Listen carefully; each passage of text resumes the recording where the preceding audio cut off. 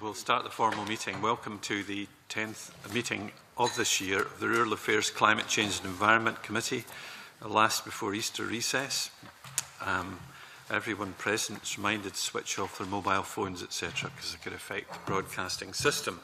I understand that, subject to parliamentary approval, this will be Richard Lyle's last meeting with the committee, so I'd like to thank him for all his hard work in the committee and wish him all the best.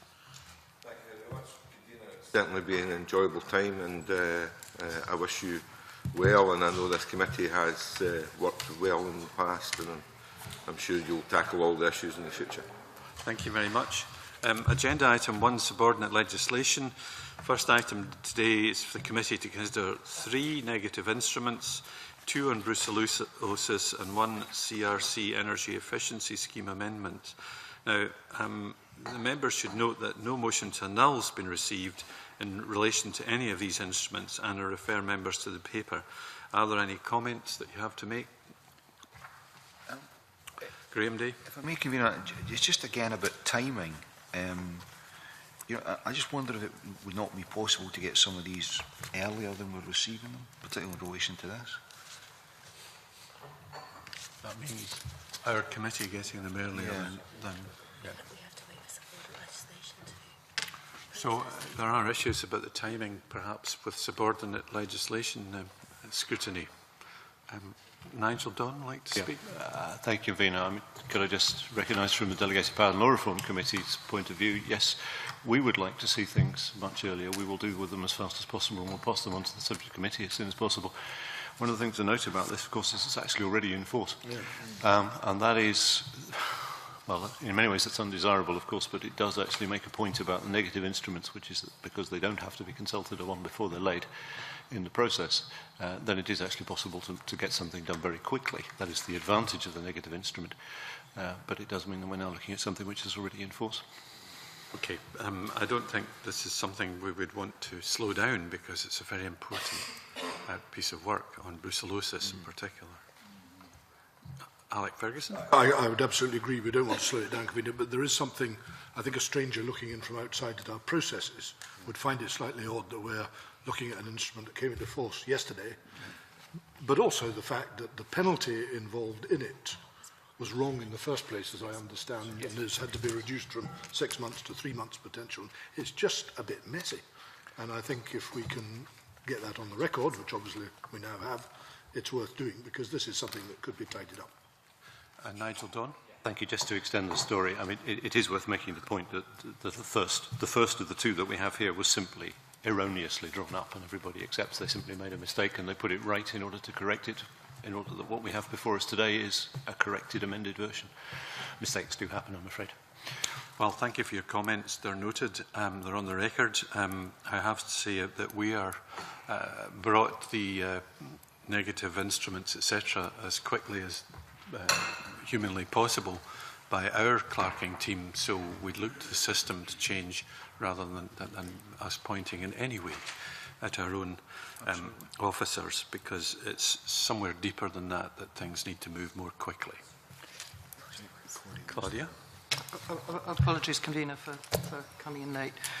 Just on the final one, I would just like to highlight in terms of the energy efficiency that as it says in the impact assessment that it is a small change, but I would be concerned if it was any more than small, because it is about the quality of air for people, and it's also about reductions in energy savings. So I just want to, I just wanted that on the record, that if it was any more than small, I think our committee should possibly be voicing concerns. Are you wanting us to find out what the definition of small is in this case? Well, I didn't make the time, although there wasn't very much time to find out exactly what the 0.3 MT CO2 was. And so I suppose in terms of that, it might be helpful to know what the small difference was, because I wouldn't want to see it as something that more and more came in with. You know. So if that's the case, and it's a watching brief we have on this, I note the members' interest in this. I think we could find out through the clerks from officials in the government just exactly what this means. But in the meantime, yes? Yeah. It says at the top of 3, brucellosis is a disease of cattle. My father, having suffered from brucellosis most of his life, it can also, of course, be passed on to humans. So it's maybe worth noting that at this stage. Indeed. Right. I think it's probably a disease that originates with cattle. Indeed. It's perhaps more specific title, but I'm not here to correct the way these things are written. But I do ask whether the committee's agreed that it does not wish to make any recommendations in relation to these instruments. Are we agreed? Agreed. Thank you very much. Agenda item 2, petitions. Second item is consideration of petition PE 01490 by Patrick Krause on behalf of the Scottish Crofting Federation on the control of wild geese numbers. It was meeting on the 27th November 2013. The committee agreed to write to the Scottish Government and a number of local authorities with goose management schemes in their areas and relevant organisations seeking their views on the issues raised in the petition. The committee agreed to consider the petition further once these responses have been received, and I refer members to the paper, and I invite your comments now on these papers because we want to come to some conclusion about the matter, how to take it forward. So, members wish to make comments at the moment. Nigel William. Thank you again, Convener. Could I just register that I don't think I understand very much about this, but I am interested to know whether anybody can tell me how scaring a bird helps, because it seems to me it might leave your field, but it's going to go somewhere else where it can find something to eat. If that's your neighbour's field, I'm not seeing how that helps the society. If it's a natural feeding ground, that could be another matter, but why isn't the bird there in the first place is the question I then don't understand. Angus MacDonald. Yes, thanks, Convener. Just picking up on Nigel Don's point, I mean, clearly scaring isn't the answer, as I've seen in Stornoway for myself. You know, you just move them on and they come back in no time.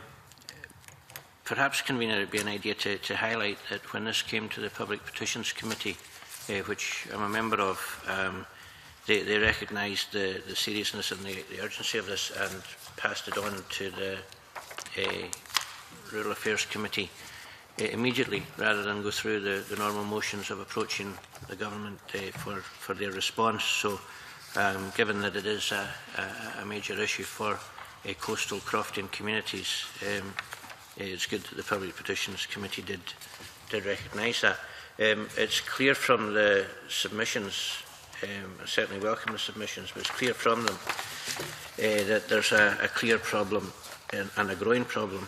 And it's actually quite ironic, I think, that at one point it was the geese that were endangered, and now we're hearing claims that it's the crofters' way of life that's endangered as well.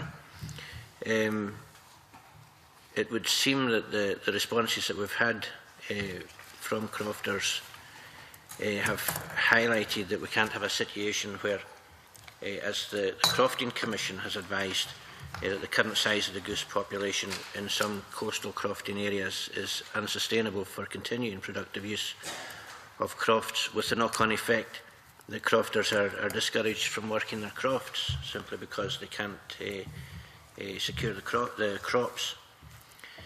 We've seen that the adaptive management plans and the local goose management schemes would seem to be a way forward. However, I would agree with the petitioner's response to the Minister's letter, in which the Scottish Crofting Federation state that goose management should not be placed under a competitive SRDP scheme. And I think we need to hear more regarding funding for more adaptive management schemes and adaptive management plans and goose management schemes from the Scottish Government.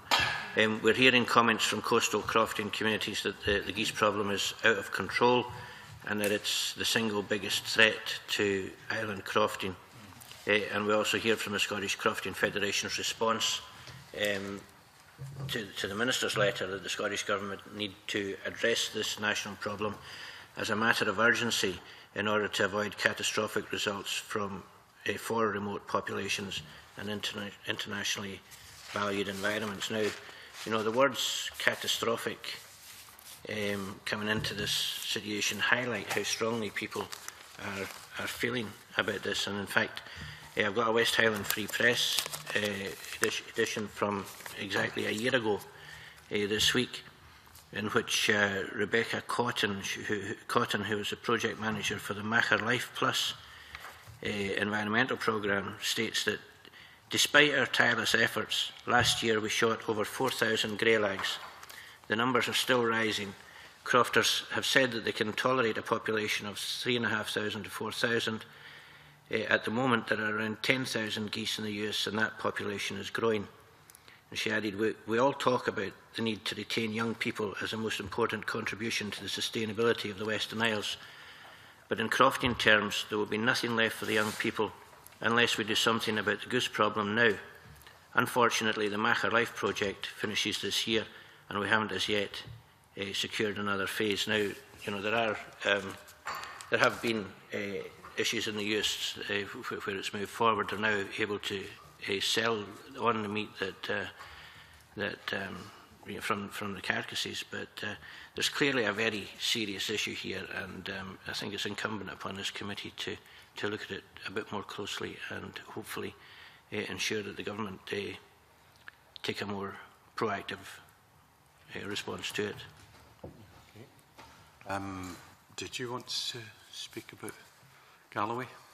Or? Certainly not about Galloway, Convener, but I would just want to back up, I think, everything that Angus has said, because it seems to me, in looking at the responses that have been received, that there is quite a difference in position between the responses, all of which have a pretty common theme in them, and the Minister's response.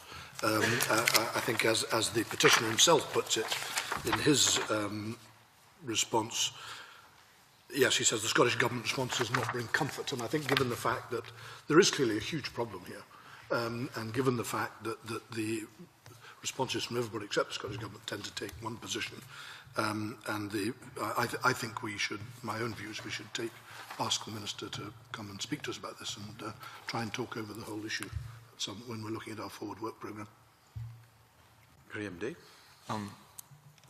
I don't say this necessarily in defence of the government, but the actions the government take have to be evidence-based. And whilst there's a lot of claim, and I'm not suggesting what's been said isn't accurate, but it has to be evidence-based. So I can understand perhaps the approach the Minister's taking. I do agree with that point, however, in having the Minister in front of us, but I would also actually like to be able to question some of the stakeholders as well, to sort of drill down into what they're claiming in their written evidence. So I think there might be a benefit in doing both. Claudia Beamish. Thank you very much, Convener. I would only want to highlight, and that's not to take away in any way from the other evidence that's come in, that there's evidence from environment NGOs about the issue as well. And RSPB particularly highlight the concerns about greylag geese and that that's out of control. And I just wanted to highlight that. But I do think it's important to get evidence in. Well, we've got the evidence, but to question that evidence. And then, with the agreement of the committee to take those points forward with the Cabinet Secretary. But I do have a concern, and I don't know, because I don't know the detail of it, but I know the geese are now arriving, because they arrived down 2 fields away from me, migratory geese, on the Clyde. And I'm thinking that if we're going to do this, I would want to see it as something that happened really as quickly as possible, and make it as brief as possible, only in terms of the need to get something in place for this season, if it's at all possible. Right. Dick and then Jim. Thank you, Convener. I agree with every comment that's been made, and I'm reading from the response from Aberdeenshire Council. It's saying, at present it's forbidden to shoot or even shoot or scare quarry species between the 1st of February and the 30th of August, limiting the options for farmers to deal with large flocks of returning geese in February and March. Geese shot legally in Aberdeenshire between 1st September and 31st of January may not be sold for human consumption, and this seems rather a waste. And this actually could develop into a case to use any carcasses, etc., as Angus was saying, in regards to a useful source for protein. Could be another business, could be born from this. And I believe, along the lines that most of the committee are going along, that you should have a session on it in order to take further evidence. Thank you for that. Jim Hume? Yes, just a point on Claude, it's this time that they actually leave the area, they're winter visitors, so they will be clearing the area now, going north, etc. But I'm quite content with the way things are going, but also like to know Aberdeenshire Council, and there shall be other areas in Scotland that aren't crofting areas that are being affected too, and I think without naming them or presuming to know any of them, I think it's probably worthwhile to keep that in mind, that this is probably not something purely for crofts. Absolutely. Well, that's where I'd like to take up the comments just now, because to me, the best overview we got is from the Crofting Commission, because it looked at the idea of, as it says in one of their paragraphs, believes that strongly that the local land managers, informed and supported by a specialist, highly trained central agency such as SNH, have the skills, the knowledge and interest and ability to develop and deliver management plans for goose populations. They're suggesting central backup but local management, and I'm all in favour of that. I think that it's one of these things which really has to begin to be set in some sort of order to be able to deal with this. So it might be one of the things we interrogate. That's a second point as well on this. And I think it's the bit below that on page 7 of our notes, which talks about the African Eurasian Waterbird Agreement, which the goose hunt in Norway has been a part of. Now, there are two types of geese: the geese that stay in the one place, and there's the geese that are migratory. In the case of the Norwegian one, I think it's pink-footed geese, and I think they're protected, particularly here, along with certain other species. So we're dealing with this on the basis of two types of use of our land, shall we say, temporary and permanent. So the point about mentioning this is that our migratory geese are causing problems in the north of Norway when they go north. So therefore, they're a problem for both Norway and for here. So until we take an overview, not just about the numbers that there are in Scotland or in parts of Scotland, and use that as the benchmark about whether they're threatened or not, because as Angus MacDonald said, it used to be the geese that were threatened. Nobody could suggest that that is the case now. So I think we need to take a wider view, so that if we are taking evidence, we actually get international views on this, because whilst the RSPB and so on has focused on issues related to the management in Scotland, I don't think that you can possibly allow that to be the boundary on which we actually look at this, because we've heard all the arguments. We can go through them, I think, in some sort of fashion that allows for a proper look at this. But I think we've got to go back to the petitioner and say, well, yes, there are points of huge stress, obviously on the landscape in the Uists and other islands. And you don't just scare from one field to another. You scare from one island to another island, so that where there were no problems in the past, there are now problems.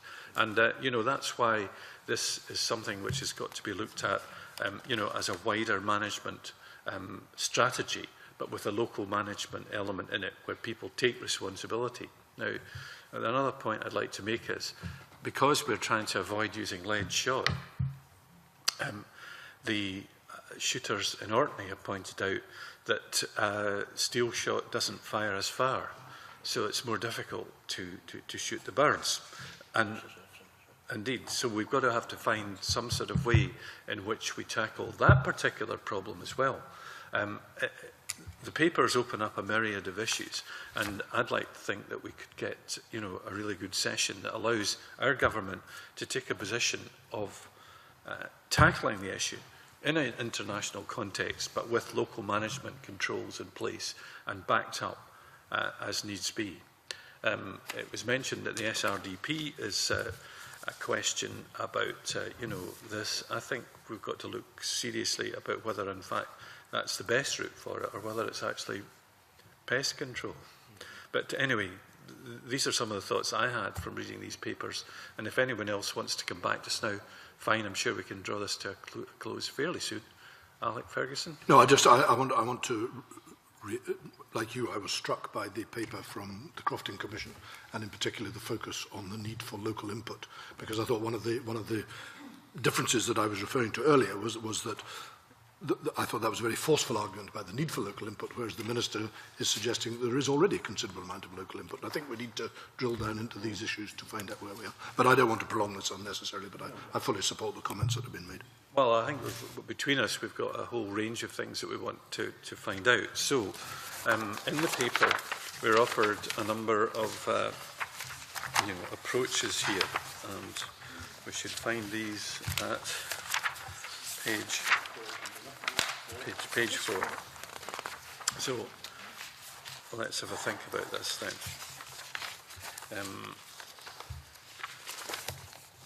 So we either write to the Minister or invite him to give oral evidence is the simple point on this.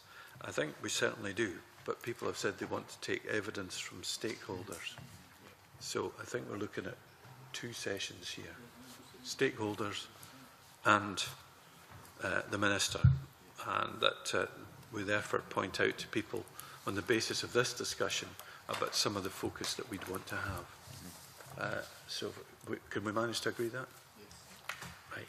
Good. I think that's very useful indeed. Thank you very much for that item. So we've agreed.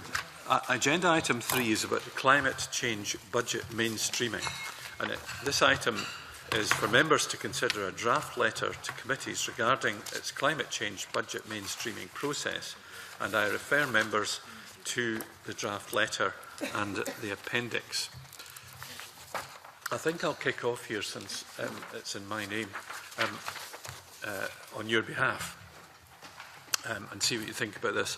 I think if we're sending a letter to the committees, we want to specifically ask them to consider and respond to the letter in good time. Because if we're going to make mainstreaming more effective, then we really need to get some answers from them about their thoughts once they see our paper. So included in the letter, I think we should be saying we'd be looking for some, early considered responses. But in order to help, I think that we should underline the IPCC 2 report and send them a pie chart that shows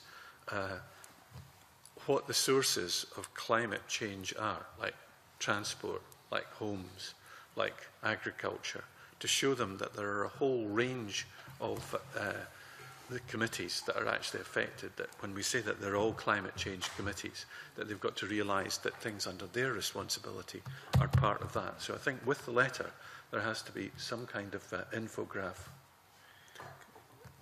Okay, that's my thought about the letter. Can I come in on that, if I may, Convener? I would absolutely endorse that, but I think it would be useful to have a second pie chart that illustrated the progress or lack of it that's being made in these areas that are the source of emissions. I think there was some useful information in the UK Climate Change Committee report that we got last week, which might be adapted, but I think it's important to show what the sources of the problem are and the progress or lack of progress that's being made on those areas. Okay, that's regarding the letter. Now, in terms of the note in the annex, are there any comments on this paragraph by paragraph? Note the outcomes of this. Anything on page 3? Yep. I was very pleased in paragraph 4 to see the point made that we, at the beginning of it, that we believe, as Scottish Government states, that all ministers are climate change ministers. And then it goes on to say that all relevant committees have a responsibility to be climate change committees. And I would think that all committees have that responsibility, whatever their remit. And that might be open to discussion within the committee. Observe, Convener, that there might be 1 or 2, of which sub-ledger might be 1, because we don't do policy. Standards and procedures might take a similar view. I think we just need to be slightly careful. I think you print off paper, don't you? I think the clerk's original drafting might be wiser on reflection. Well, if we think that relevance should stay in that respect, I can understand why it might be the case that, what do you call these, is it statutory committees rather than, what's the definition of us? We're a subject committee. Yes, I was going to say, could we say all subject committees? All right. There's a problem about Europe not being a subject committee, statutory committee. So we have a list of them at the bottom of page 1. What, could we not make, instead of all relevant, a majority of committees or the majority of committees? Just not putting, by putting relevant ones in, allows the ones that we know fine are relevant to slip out, which is a problem, no offence to Sublight. Working on legislative committee is difficult, but on the other hand, I think this is really important that we get that right. So, if we indicate the list of the committees that we think are relevant, we've got to be careful that we've got them all in there. In that footnote, are all these committees the ones that we'd like to address this? It's at the bottom of page 1. In other words, it's before the letter. Mm-hmm. Okay. Is that the list that we wish to agree? In which case, if you look at it, is the word relevant now the relevant word? As our erudite clerks have suggested. These as listed and then list them. That would be a way to do it. As listed. Okay. Thank you for that. All right. Perhaps the list should be a bit more prominent somehow. We can make sure it's in the annex. Rather than a subnote, which in small writing. Certainly. Okay. Moving on, page 3. There's the big long list of bodies which relevant committees have to deal with, which is very useful. Okay. Go on. Because I think in having been to the Public Sector Climate Leaders Forum and representing the committee, I would want to see added in there the NGOs that are part of that group, because I think it's important to highlight that as well as the public sector bodies, and I'm not sure that I see them there. There's Environment Link and Stop Climate Chaos as well. Wait a minute, why are we doing that here? We're trying to get the committees to deal with the government bodies, which... But they are represented on that body.